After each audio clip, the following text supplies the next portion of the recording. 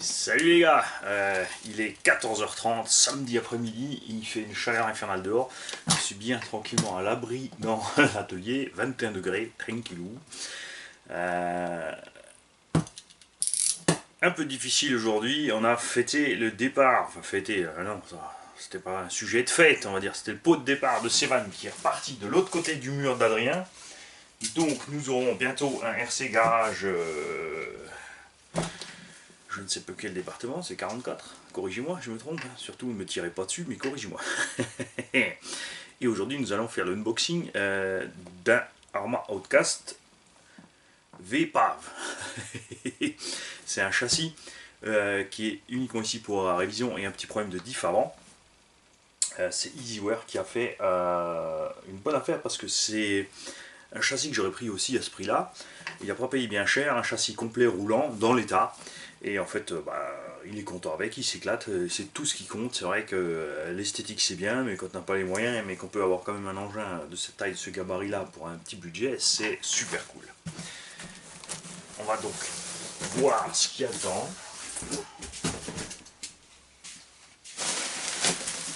Alors, il nous a emballé ça bien. Par contre, fais gaffe la prochaine fois parce que là, tu as bien emballé, mais ça se promène quand même dans le carton. Donc là, il faut faire gaffe. C'est pas l'idéal si ça se promène dans le carton, ça peut taper dans les coins. On a à bord avec une transmission de Arma Nero sur lequel je dois aussi faire un petit boulot. J'aime bien ce petit principe là sur le Nero, c'est que tu enlèves 4-5 vis, puisque tu peux enlever tout ça bac à batterie montée en fait, hein, c'est pas un souci, les trous sont prévus à travers les bacs. Tu te retrouves avec la transmission et le cerveau en main. La transmission, cerveau moteur, tout en main. On a ici un énorme jeu sur le pignon, mon kiki. Le pignon il se promène en fait, voilà.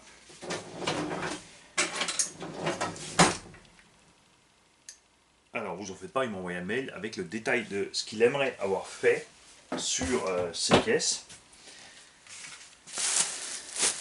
Là-dedans nous avons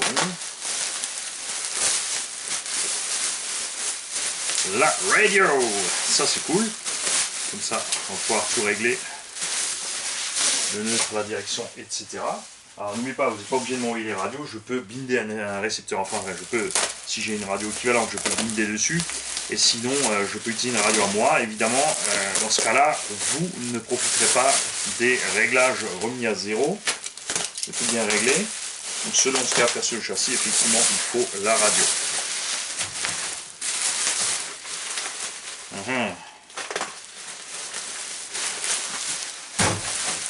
Il m'a mis du scotch partout. Voilà.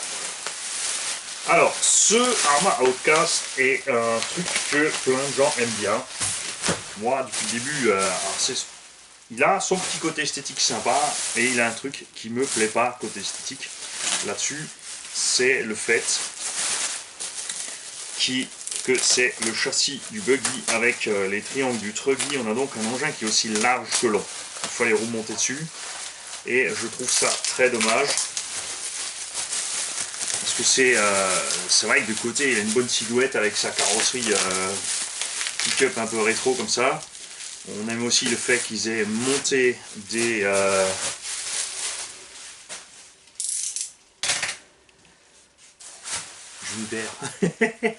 qu'ils aient monté un arceau sur la carreau et qu'ils aient prévu le coup ici avec l'arceau central. La carreau donc repose sur l'arceau. C'est avec les écrasements et tout. Il n'y a pas d'autre constructeur qui fait ça de série. Ce Arma Outcast est laminé, mais il fonctionne et c'est tout ce qu'on lui demande. Le reste, on s'en fout. On a des roulements qui gratouillent, de l'huile de diff vraiment très légère et on sent les dents. À l'avant, c'est pire. Le centre. Alors le centre. Mais tu vas me dire que tu veux pas tourner. Tu ne veux pas coopérer avec moi. Le centre, eh ben, tourne très difficilement, donc il y a un souci. Je vais donc voir ce qui se passe dans ce différentiel central. Ça y est, il se met en route.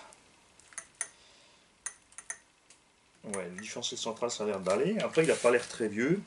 Alors on a un tas de choses sympas sur ce petit Arma Outcast.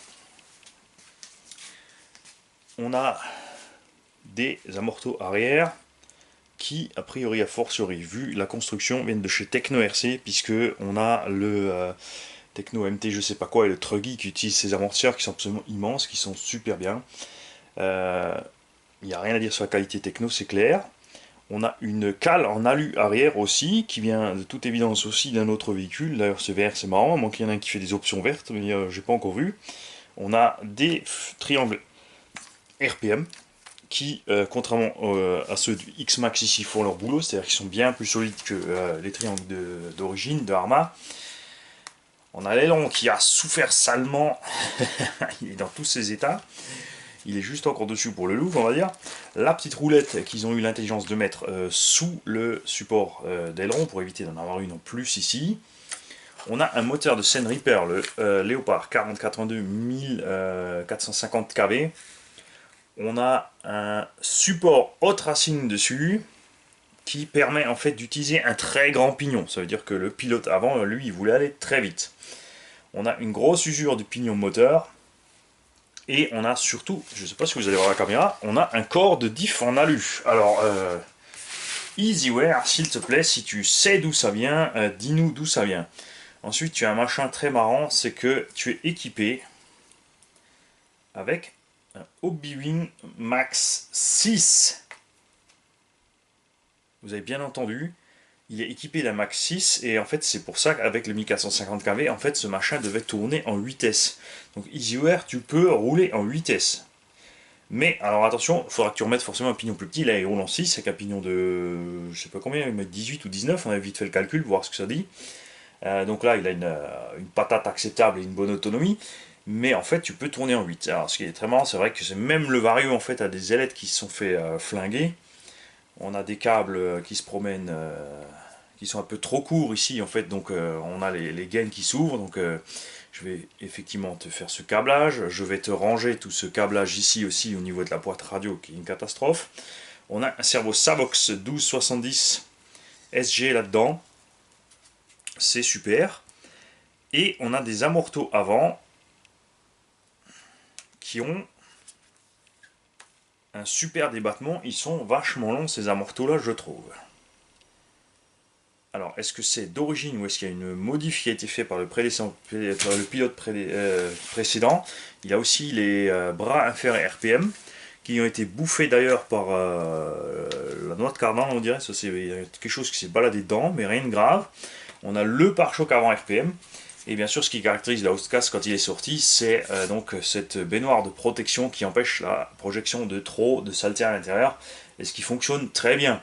Et super facile aussi, bien sûr, de mettre un filet de protection par-dessus tout ça. Ce genre de construction est très facile à faire soi-même avec un engin de meilleure qualité.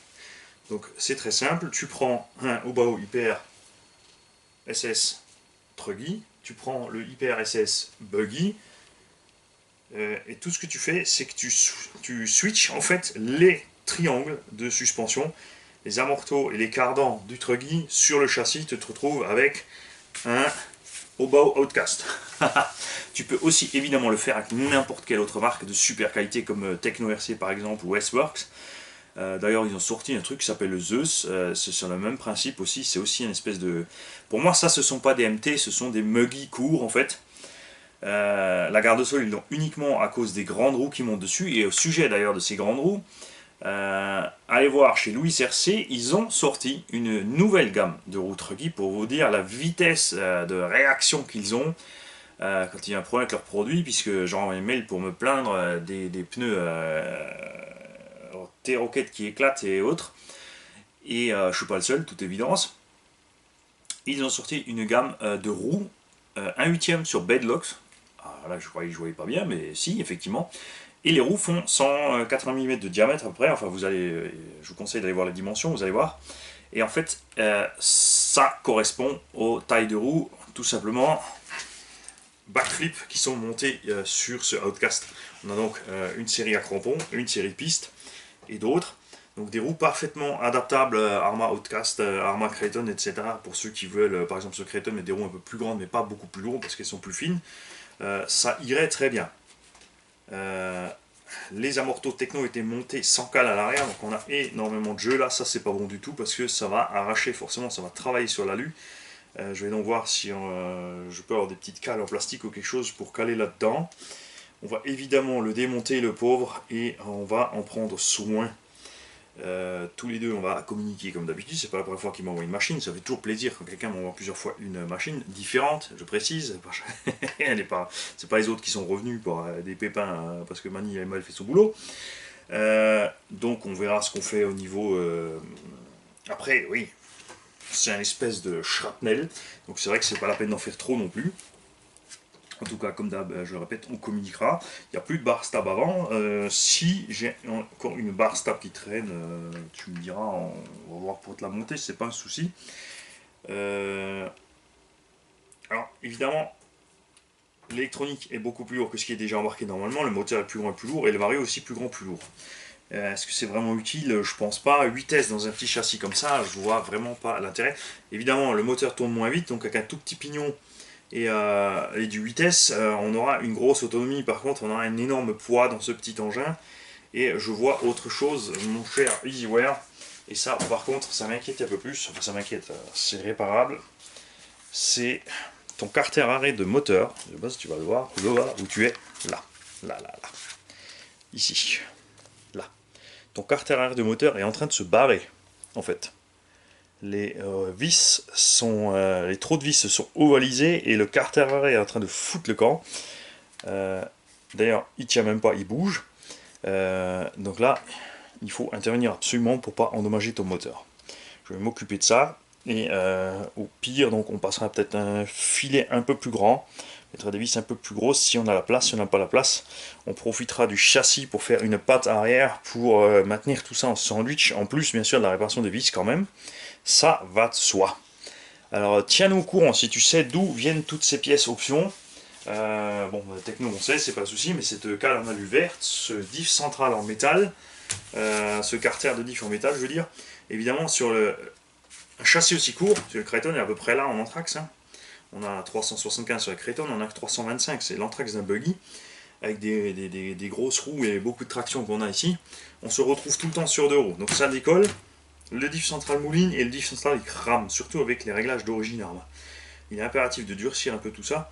Évidemment, quand on durcit, on va monter plus, on va ballonner moins l'avant, mais ça n'empêchera pas de monter avec la longueur du truc. Ici d'ailleurs, on a un jeu phénoménal que va falloir régler aussi, mon kiki. Là pas. Donc là, il manque. Ah, c'est un capuchon d'amorto qui a été. Non, il n'a pas été remplacé. C'est pas une autre tourelle. Non, mais c'est les deux côtés. Il manque en fait l'insert en plastique dans les amortos. Ouh. Il y a du boulot, mon très cher EasyWare, il y a du boulot, mais t'en fais pas, on va te sauver ça. En tout cas, c'est sûr que c'est un engin qui est funky à conduire. Moi, je dirais que ce genre d'engin, en fait, fait peut-être de façon plus légère, serait largement suffisant en 4S avec un moteur un peu plus court qui prend plus de kV, avec un petit vario 4S, enfin tout ce qu'il faut pour économiser du poids où il faut, et en 4S il y aurait de quoi faire de façon correcte. Après c'est sûr en 6S on se retrouve en fait avec ce qu'on avait, un Savage Flux HP tout simplement. Savage Flux avait exactement cet anthrax, il était un tout petit peu moins large par contre, mais ça revient exactement à ça en fait, point de vue conduite. Et on est passé au XL, on a rallongé toutes ces machines parce que c'était inconduisible en 6S tout simplement, c'est casse-pied, puisque entre partir sur les roues arrière et dès que l'arrière tape, on se retrouve en stoppie sur les roues avant, c'est un problème. Après si on met des pneus qui glissent, parce que les backflips n'ont pas une bonne traction en fait, ça faut leur laisser, j'en ai testé, c'est gérable. Donc c'est vraiment à toi pilote de faire gaffe à ta gâchette et comment se comporte la machine. Mais alors on va peut-être pas, enfin on va bien sûr, il va falloir qu'on regarde ce qui se passe sur le tien. Ça c'est aussi marrant, tu as un carter de diff arrière avant de V3, puisque les carters de diff arrière sur les V3 ont des rainures supplémentaires par rapport au V2. À l'arrière c'est l'original, à l'avant ça a été changé. Évidemment cette machine a subi plein de choses, elle est faite pour. Et tu as bien raison d'en profiter, le proprio aussi, avant de toute évidence, puisque en plus elle fonctionne quand même. Donc je disais, on va régler le problème du diff pour pouvoir aller faire l'essai avant de réviser ou de changer quoi que ce soit à cette machine. Pour montrer un peu ce qui se passe avec cet engin. Évidemment là c'est pas tout à fait dans le jus d'origine avec le 2200 kV d'origine et le 6S par contre c'est hyper violent la montée en régime. Et il y a aussi l'axe du cardan central qui a été... les axes ont été remplacés, ils sont plus longs que d'origine et ça passe vraiment à ras du vario. Limite tu veux te meuler le vario. Donc on va jeter un coup d'œil à tout ça. On enlèvera aussi les vis étranges qui sont dans le vario pour fixer le ventilo. Enfin voilà. Il y a aussi des vis Torx à l'avant. Ah, donc en fait il a du Torx partout. Donc cette voiture a reçu en plus, mon cher EasyWare, ça c'est ce que tu ne sais pas je pense, un kit de visserie qui est encore plus dur que... Enfin c'est la vis inox mais qui est plus dur encore de 40%. C'est un kit de vis qui coûte à peu près 35 ou 40 balles, même plus. C'est un des plus chers, donc je crois que c'est 45 ou 50. Ces petites vis Torx, évidemment, c'est chiant au niveau de l'outillage, il faut être équipé. Pas de souci, Mani il a tout ce qu'il faut, il peut même démonter les machins dans les wagons SNCF. Alors je vous dis à bientôt avec cet engin provisoirement réparé pour pouvoir en faire un essai et ensuite on fera évidemment pour EasyWare le démontage total, la révision totale et on vous montrera aussi évidemment l'engin entièrement et totalement fini et aussi un tout petit court essai après montage pour montrer que tout marche bien et montrer la différence aussi au niveau des réglages par rapport à ce qu'on aura vu de ce qui se passe avec l'engin avec ces réglages ici. Salut et bonne journée les gars.